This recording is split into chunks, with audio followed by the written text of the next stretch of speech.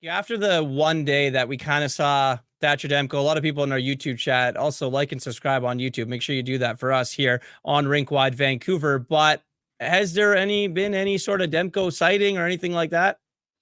Yeah, it was funny because the Canucks had their morning skate.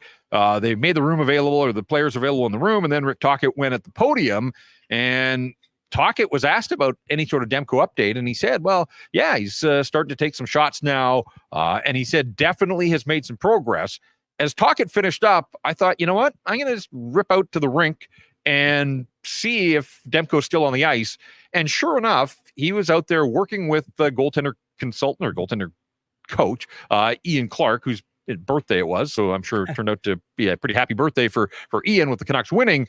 But as I watched Ian Clark is not a National Hockey League shooter. He's not Evan Bouchard. He's not Connor McDavid. He's not Leon Draisaitl. He knows how to help goaltenders, but this is all part of the progression. But this is the important part, I think, for anybody that's getting excited and thinks, hey, Demko's, definitely making progress. He's coming back here.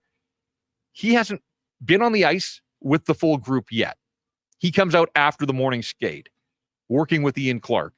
Out at UBC earlier in the week, wasn't handling any shots, wasn't dropping to his knees. Mm-hmm. So these are all steps in the progression, but he hasn't been out with the group. He hasn't faced NHL shooters. And maybe the most important part in his recovery is battling for space and traffic and bodies in front of him. Like, it's one thing to have Ian Clark just direct shots at you. That doesn't make you ready for game 5. No, so, absolutely. If he is going to be an option in this series, I would think he would have to be at one of these practices. And they don't have many practices. They'll probably have a practice because there's no travel here.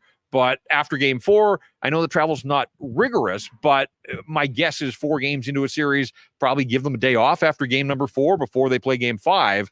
So there's not going to be a lot of group practices.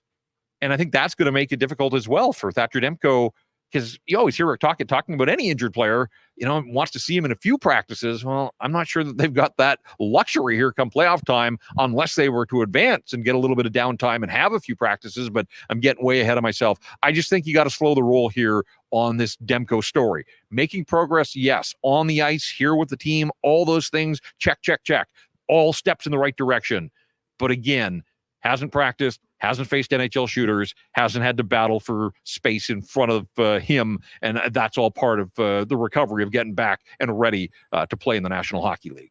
Yeah, there's reports saying that he was going to miss the first 4 games no matter what, and maybe game 5, 6, or 7 if it was desperately needed. Again, I agree with you, Jeff. I think it's going to be some time before we see Thatcher Demko. Thanks for watching this video. For more great content from Canucks Army, check out Sakaris and Price, Rink Wide Vancouver, or our show, Canucks Conversation. We're your one-stop shop for interviews, breaking news, and a live Canucks postgame show hosted by Jeff Paterson.